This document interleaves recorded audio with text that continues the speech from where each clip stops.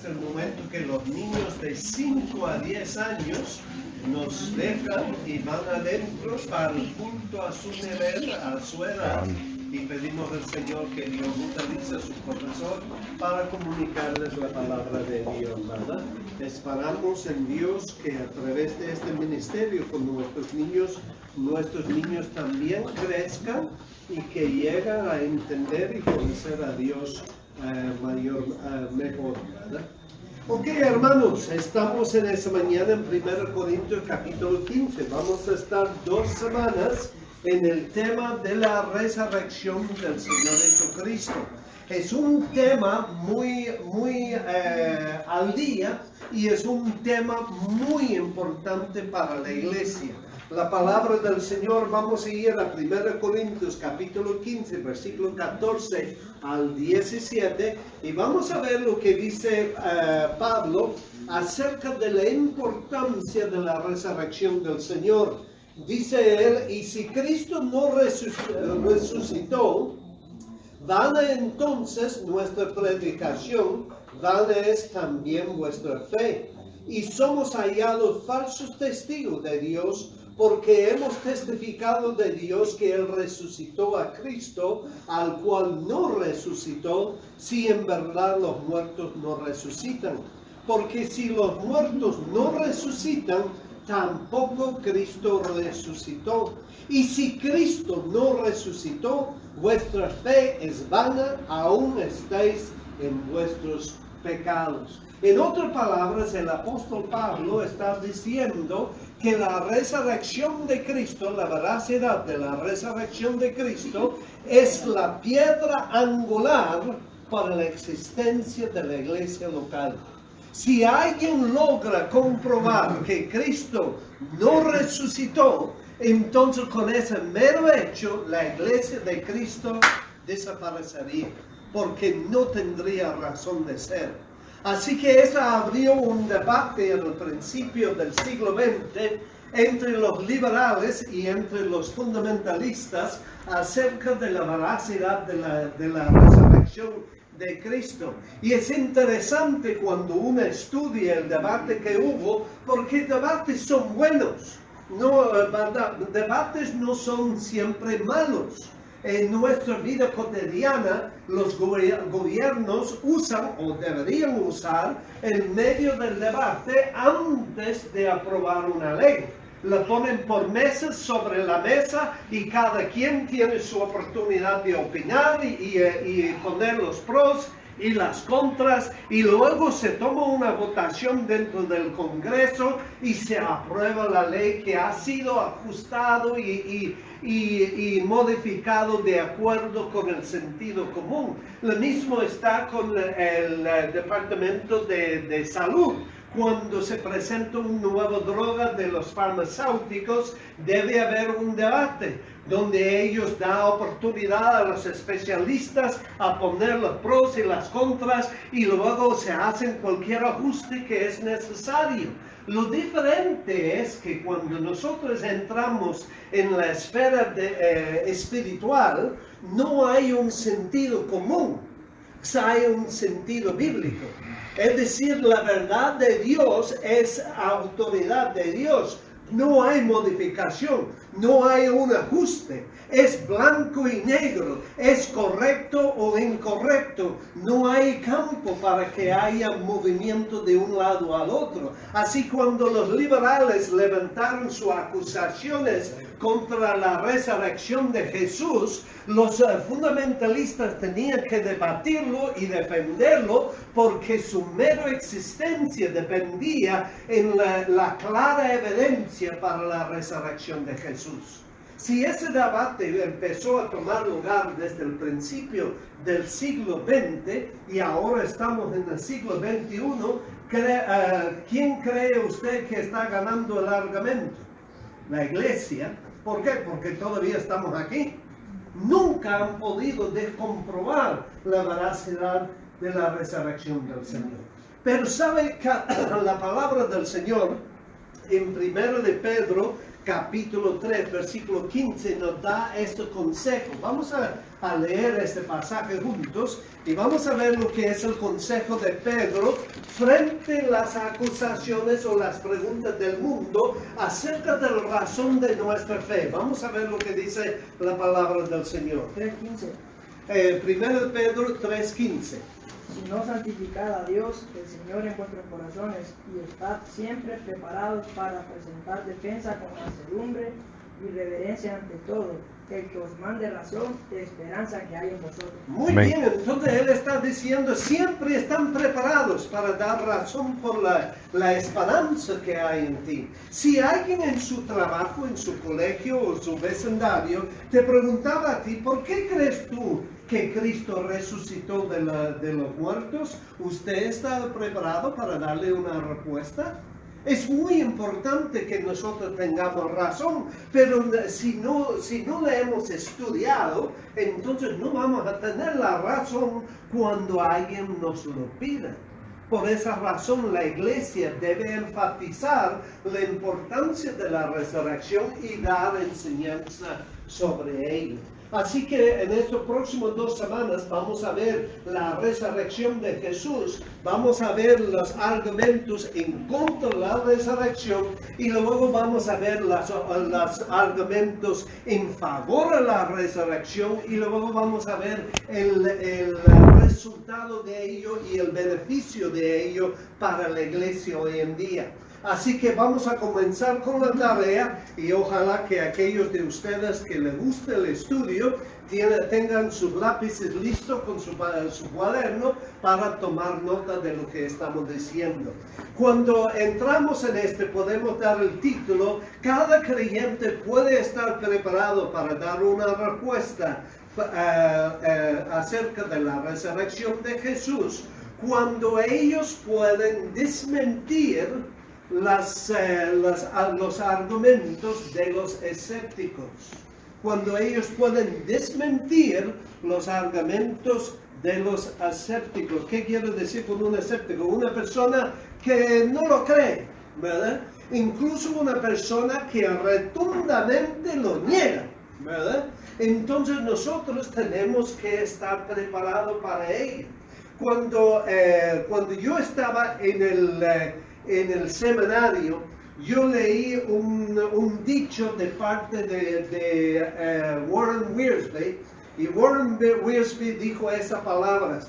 Él dijo, el mejor antídoto para el veneno de la herejía es la pura verdad de la palabra de Dios.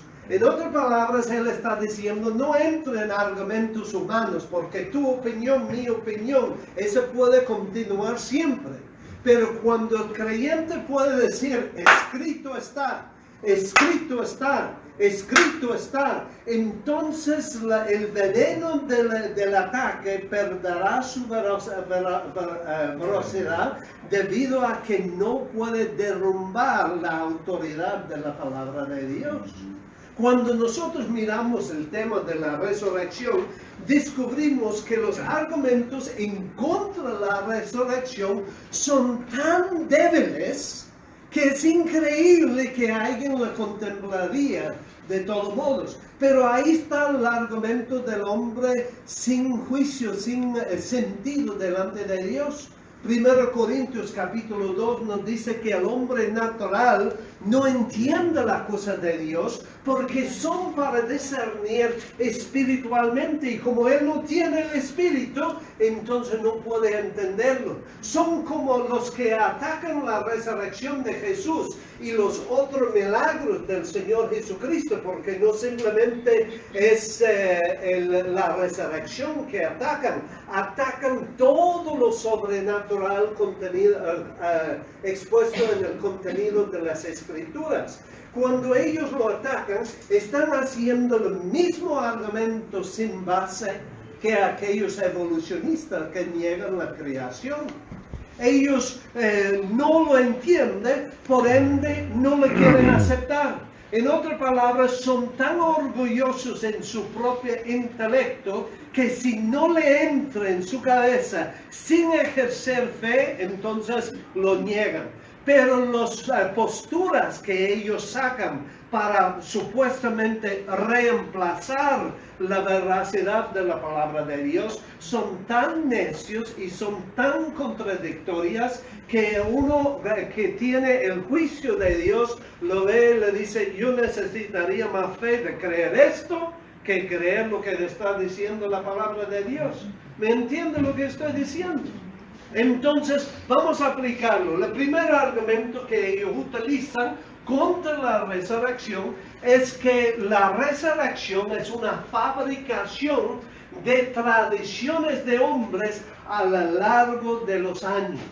Ellos dicen que la Biblia, el Nuevo Testamento, fue escrito muy tarde en el primer siglo y por ende dio tiempo a que fábulas fueran fabricando entre la iglesia y a menudo que fueran fabricados, los apóstoles fueran apuntando en escritura lo que ellos estaban enseñando. Y dicen que no hay base histórico en absoluto para la resurrección de Jesús. Pues cuando nosotros leemos las Escrituras, descubrimos y desmentimos ese argumento de ellos. Vamos a ir a 1 de Corintios, vamos a aplicar el antídoto de las Escrituras y vamos a ir a 1 Corintios capítulo 15 y alguien me lea por favor los versículos 5 al 8. Amén. Y que apareció a Cefas y después a los 12, verso 6.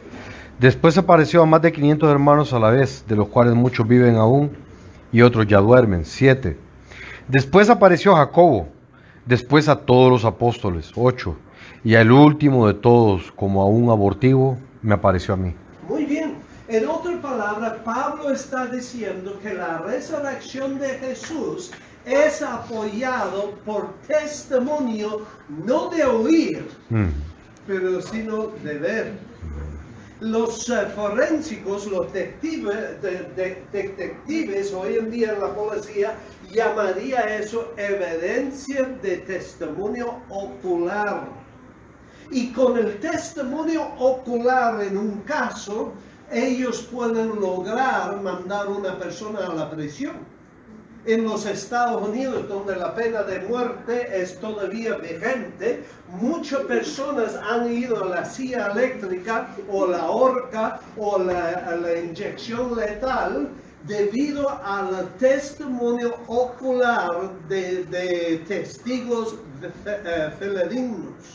Y Pablo, aquí hablando en 1 de Corintios capítulo 15, cita para nosotros más de 500 testimonios oculares, personas que vieron con sus propios ojos, cuyo testimonio se encaja perfectamente uno con el otro, personas que lo vieron, personas que hablaron con él, personas que le escucharon hablar, personas que sentaron a la mesa a comer con él. Él está diciendo, eso no son fábulas que yo te estoy predicando, esos son real ocurrencia de la historia, que aún personas vivas en ese momento que él está hablando, están vivos que habían visto a él.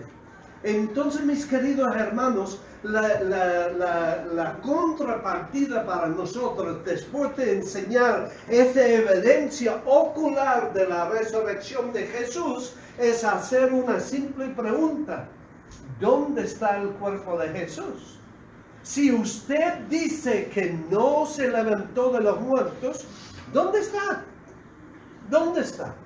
Tantos años ha habido persecución contra la iglesia, desde el primer siglo, desde el primer años después de la muerte y resurrección de Jesús. Los judíos iban detrás de la iglesia para apagar esa luz.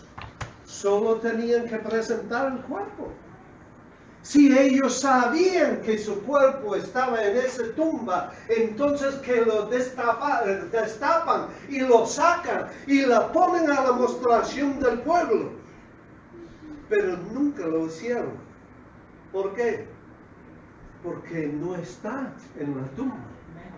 Entonces, mis queridos hermanos en Cristo, los liberales, los escépticos, tienen un verdadero problema.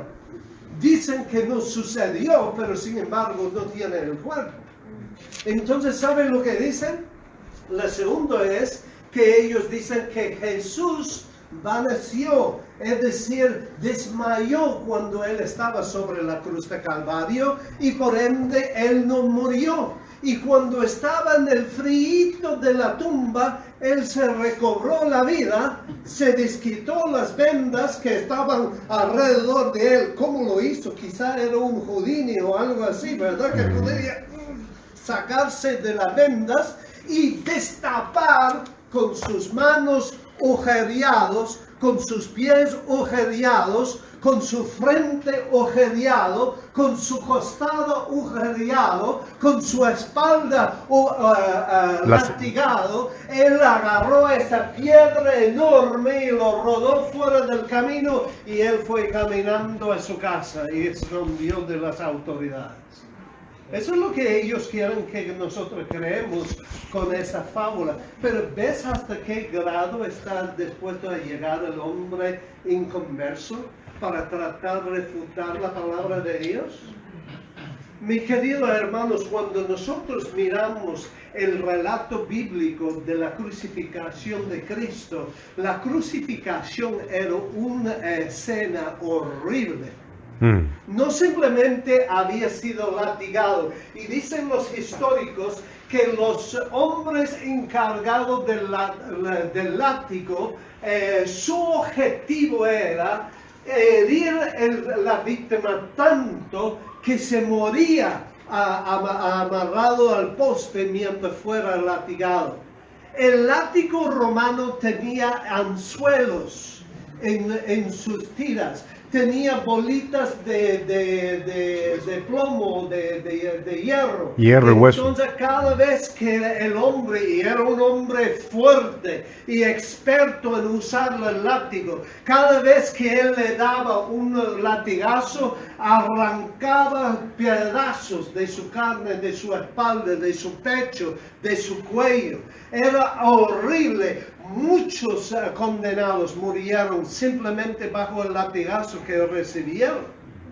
Y después de eso le llevaron a la cruz y ojearon sus manos. Cuando dicen las manos, se refiere a esa zona aquí en la muñeca. Para los antiguos, la mano se refería a toda esta zona. Entonces el clavo habría entrado por aquí. Con mucho cuidado a no romper los huesos. Con mucho cuidado a no perforar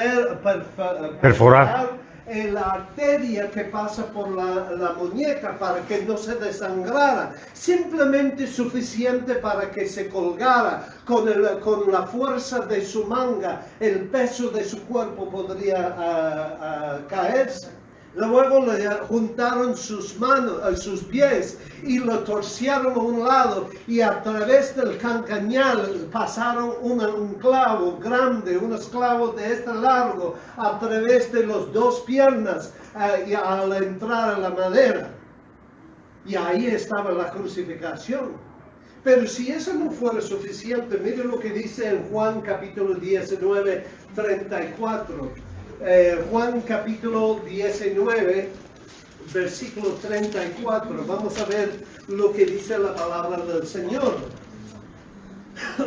Pero uno de los soldados le abrió el costado. Le abrió el costado con una lanza y al instante salió sangre y agua. Muy bien, es muy importante. La palabra del Señor no anota cosas simplemente para anotarlo. Cada palabra es inspirada por Dios. Cada detalle es acoplado por el Espíritu Santo para nuestra instrucción. Cuando el soldado perforó su costado con su lanza, no simplemente le hizo un agujerito en su costado, pim, pim, pim, ¿verdad? No, él lo metió adentro hasta perforar su corazón. ¿Cómo sabemos eso? La palabra del Señor es inspirada. La palabra del Señor nos da un dato que hasta muy recientemente en la historia médica no se sabía. Recientemente en la historia de medicina han descubierto que alrededor de nuestro corazón hay una membrana. Y cuando el cuerpo humano es sujetado a un estrés enorme, cabe la posibilidad que los capilares de la sangre comienzan a separar, formando agua. El agua en el sistema sanguíneo no puede funcionar, así que el corazón tiene la capacidad de despulgar esa agua a este saco que está alrededor del corazón. Entonces cuando el soldado metió su lanza en el costado de Cristo, entró, perforó este saco y luego perforó el corazón. Por ende salió agua y sangre. Entonces estamos asegurados, médicamente hablando, que la lanza llegó a perforar su corazón, dando imposible que él estaba fingiendo su muerte. Y de hecho el soldado que lo hizo por una razón. Su vida dependía de que este hombre muriera en esa cruz. Si él no lograra matar a la víctima en la cruz y la bajara de la cruz antes de morir, el soldado hubiera sido puesto en la cruz en su lugar. Así era la pena. Su responsabilidad era asegurar que el condenado estaba muerto antes de que lo bajara de la cruz. Cuando ellos llegaron para romper las piernas de las víctimas, para que no se apoyase sobre las piernas, dicen los historiadores que la crucifixión era una escena tan horrible que si la víctima sobrevivió al latigazo que recibió antemano, entonces podría tardar hasta 1 semana a 2 semanas para que muriera la persona sobre la cruz. Generalmente murieron de asfixia. ¿Por qué? A menudo que el cuerpo iba debilitando, la posición de la cruz dificultaba la respiración. Y los bandidos ponían una estaca abajo de los pies de los condenados, donde él podría levantarse el peso de su cuerpo. Y solo suficiente para aliviar sus pulmones, para poder respirar. Pero a menudo que su cuerpo iba debilitando, era más y más imposible a levantarse, hasta que finalmente se asfixiaba. Sabiendo que había una fiesta muy importante para los judíos y no queriendo estos 3 cuerpos en exposición ahí 2 semanas, los sacerdotes fueron a Pilato y lo que dieron queja y él mandó a romper sus piernas. Yo no sé si usted ha tratado de romper la pierna de una persona, pero no es nada fácil aparentemente. Es un sudor de trabajo. Así que cuando llegaron los soldados, trabajaron y rompieron las piernas de uno. Le pasaron al otro y rompieron las piernas de él. Pero cuando llegaron a Jesús, le dije, ¿para qué le vamos a romper la pierna de este? Está muerto. Y el soldado dijo, pues yo aseguraré que está muerto. Y él metió la lanza hasta perforar su corazón. Y el soldado miró a su compañero y dijo, ahora está muerto, pero no rompieron sus piernas. No será. Mis queridos hermanos en Cristo, la acusación de los liberales desaparece en vergüenza cuando nosotros entendemos y estudiamos las Escrituras. La respuesta está en la palabra de Dios. Luego otro argumento ridículo de los liberales es que las mujeres fueron a la tumba equivocada. Suena como un chiste, pero estos son los argumentos que han levantado contra la resurrección de Jesús. Y ¿sabe qué? Los pícaros utilizan o tuercen las Escrituras para probar su posición. Te dirían, ¿no dijo el ángel a las mujeres, a quién buscáis? ¿A Cristo de Nazaret? No está aquí. Ven, te enseñaré dónde está, ¿verdad? Entonces ellos fueron a la tumba equivocada, dice. Y cuando el ángel quería enseñarle dónde estaba él, ellos no le hicieron caso. Se fueron corriendo y contando su mentira a los otros discípulos. Y luego tuvieron que encubrir su mentira. Y así llegó a las fábulas que ha sido acopilado en las Escrituras. Pero ¿qué dicen las Escrituras acerca de esto? Vamos a ver lo que dice la palabra del Señor. Vamos a ir al texto bíblico y vamos a ir a Mateo capítulo 27 y versículos 60 a 61 primeramente. En Mateo capítulo 27, versículos 60 al 61 para comenzar. Y lo puso en su sepulcro nuevo, que había labrado en la peña, y después de hacer rodar una gran piedra a la entrada del sepulcro, se fue. Y estaban allí María Magdalena y la otra María, sentadas delante del sepulcro. Mire, hermanos, yo sé que bromeamos y decimos que las mujeres no tienen muy buena orientación, ¿verdad? Por ejemplo, yo ya llevo a mi esposa a la tienda y entramos así, ¿verdad? Entramos así y salimos a la tienda y yo me voy para acá para continuar nuestro viaje y ella se está yendo para el otro lado y yo le digo, ¿dónde vas tú? Ay, que me despisté, ¿verdad?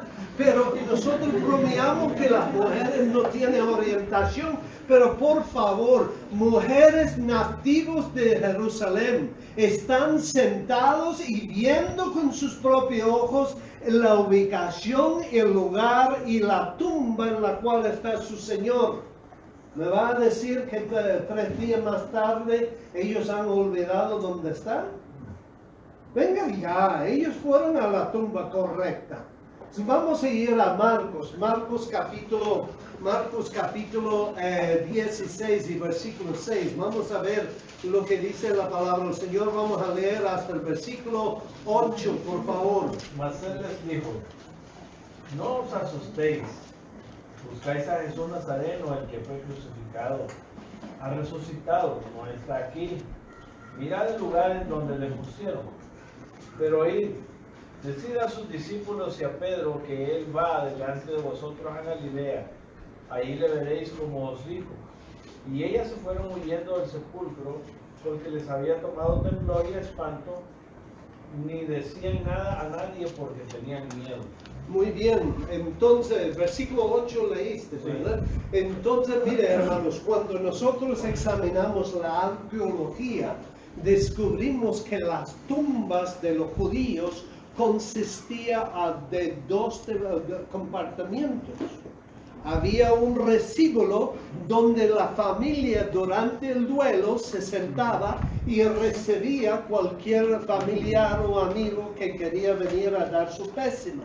Y luego había una puertita y a través de esa puertita estaba el lugar donde estaba puesto el cuerpo. Cuando las mujeres llegan a la tumba, la palabra de Dios dice que entraron a la tumba, pero entraron en el recíbulo y el ángel les encuentra en el recíbulo, ¿verdad? Entonces el ángel dice, ¿buscáis a Cristo? No está aquí. Ven y ve dónde estaba su cuerpo, indicando al segundo lugar de la tumba. Y luego la palabra del Señor dice que ellos salieron de la tumba. El ángel no salió con ellos. Según los escépticos, el ángel salió, les tomó para la mano y le llevó a otra tumba y le dijo, aquí está. Pero la palabra del Señor no dice eso. Dice que el ángel, bueno, no dice, pero se entiende de la narración del pasaje, que el ángel se queda dentro de la tumba y ellos salieron solos y se fueron. Pero el ángel mismo les dijo que él había resucitado. ¿No lo dijo? Lee por favor el versículo 7. ¿Qué dice la palabra del Señor? Pero oí, decía a sus discípulos y a Pedro que Él va delante de vosotros a Galilea. Allí le veréis como os dijo. Entonces, ¿qué está diciendo? Él está resucitado. ¿Cómo va a ir delante de ellos si Él está muerto? Si el ángel está diciendo, mire, te has equivocado de sepulcro, mire, venga, te llevo donde Él está. ¿Para qué le está dando dirección de que vayan a Galilea donde Él los va a encontrar? La palabra del Señor está claro, hermanos, que esta teoría de los escépticos es nulo. Y otra vez le decimos, si es cierto, ¿dónde está qué? El cuerpo. El cuerpo. ¿Dónde está el cuerpo si Cristo no resucitó? En todos los dos siglos de la existencia de la iglesia, entonces la iglesia, o 2000 años, perdón, de la iglesia, ni una sola persona ha podido presentar el cuerpo de Jesús. Y por ende decimos en la falta de la evidencia a la contra, los testigos oculares tienen preferencia. Su testimonio es válido delante de cualquier corte. Queridos hermanos, vamos a ir al tercero, que los discípulos robaron el cuerpo. Ellos tienen, nosotros tenemos evidencia de esta blasfemia. Vamos a ir a Mateo 27, 62 al 66 y Mateo 28, 11 al 15. Con eso vamos a terminar, hermanos, de esta semana. Quizá esta prédica dura 3 semanas en vez de 2, ¿verdad? Pero vamos a hacerlo bien. Vamos a ir a Mateo 27, 62 al 66. Y Mateo 28, 11 al 15. Al día siguiente, que es después de la preparación, se reunieron los principales sacerdotes y los fariseos ante Pilato. 63, diciendo, Señor, nos acordamos que aquel engañador dijo, viviendo aún, después de 3 días resucitaré. 64, manda pues que se asegure que el sepulcro hasta el tercer día. No sea que vengan sus discípulos de noche y lo hurten, y digan al pueblo, resucitó de entre los muertos. Y será el postrer error peor que el primero. 65. Y Pilato les dijo, ahí tenéis una guardia, id, aseguradlo como sabéis. Entonces ellos fueron y aseguraron el sepulcro, sellando la piedra y poniendo la guardia. Muy bien, y el 28, 11 a 15, por favor. Mientras ellas iban, he aquí, unos de la guardia fueron a la ciudad y dieron aviso a los principales sacerdotes de todas las cosas que habían acontecido. Y reunidos con los ancianos y habido consejo, dieron mucho dinero a los soldados, diciendo, decid vosotros, sus discípulos vinieron de noche y lo hurtaron, estando nosotros dormidos. Y si esto lo oyere el gobernador, nosotros le persuadiremos y os pondremos a salvo. Y ellos, tomando el dinero, hicieron como se les había instruido. Este dicho se ha divulgado entre los judíos hasta el día de hoy. Literalmente, si usted evangeliza a un judío, él apelará que los discípulos robaron el cuerpo. Pero queridos hermanos en Cristo, la palabra de Dios nos da datos históricos que refutan esa enseñanza. ¿Cuáles son los datos? Los datos son 2, la guardia y el sello. La guardia romana consistía de entre 6 a 12 hombres. Y cuando un soldado romano entrenado para la batalla, entrenado a matar, fuera asignado a una guardia de noche, ellos sabían que había una regla que el ejército romano tenía, y era este. Si uno de la guardia, tan siquiera uno de ellos se dormía, entonces toda la guardia sería atado junto en un bulto, le pondrían aceite sobre ellos y la pegarían a fuego a todos. No el que durmió, sino a todos. Así que cada uno estaba fijando en el otro que tan siquiera bostezaba en aquella noche. Y usted va a decirme que unos pescadores de Galilea tenían la capacidad de enfrentarse con 6 a 12 soldados entrenados para la batalla, para apoderarse de ellos sin matar uno de ellos y sin matar la guardia uno de los pescadores y a robar a Cristo. Esto es una lógica increíble hasta reírse. Es una, perdona la expresión, es una estupidez. El que cree eso es porque él ha decidido no creer la palabra de Dios. La otra evidencia, queridos hermanos, es el sello. El sello a lo cual está refiriendo solo podría referirse al sello del imperio, porque los judíos no tenían semejante sello para una piedra. Los romanos utilizaban cuerdas donde ellos con cera pusieron las cuerdas dentro de la ranura de la piedra con cera y la cruzaron así, la piedra, y le pusieron un sello de cera, o como le llama, espelma en el centro. Entonces no hubo forma de abrir esa puerta sin romper el sello. Y he aquí la cosa, si este sello fuera roto el siguiente mañana, estos soldados iban a morir porque han fallado en su deber. Pero no simplemente eso, sino el imperio romano se levantaría en búsqueda de aquello que se atrevía a romper el sello imperial. Era totalmente prohibido a pena de muerte y el imperio romano no descansaría ni un momento en hacer una búsqueda de casa en casa por aquellos que atrevían a romper ese sello. Y sin embargo, cuando nosotros leemos las páginas de la historia secular, no hallamos ni un solo mención de un semejante búsqueda en Jerusalén. En otras palabras, si semejante cosa sucediera, habría un escándalo grande que nunca fue apuntado en los libros de la historia. Y los romanos eran muy particulares en anotar sus cosas. Ellos eran como los nazis de la Segunda Guerra Mundial, apuntaban a todo lo que ellos hicieron.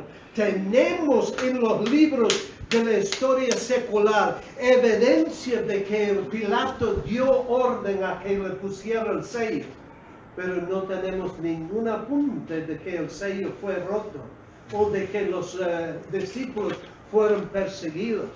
Mis queridos hermanos en Cristo, cuando nosotros llegamos a Hechos de los Apóstoles, capítulo 4, ellos tienen Pedro y Juan delante del Sanhedrin de los judíos, dando testimonio de que Cristo está resucitado. En otras palabras, dando notorio que ellos son los discípulos de Cristo.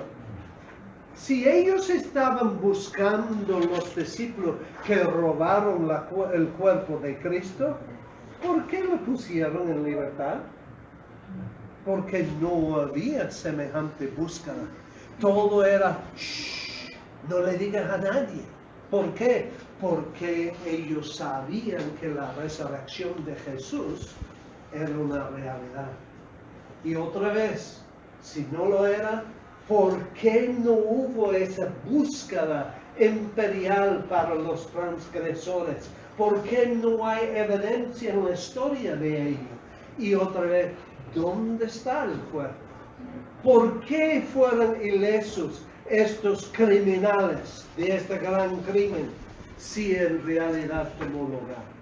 El testimonio de la palabra de Dios es conducente, que Cristo resucitó entre los muertos. La próxima semana daremos más evidencia de ello por nuestro contemplar. Que Dios le bendiga.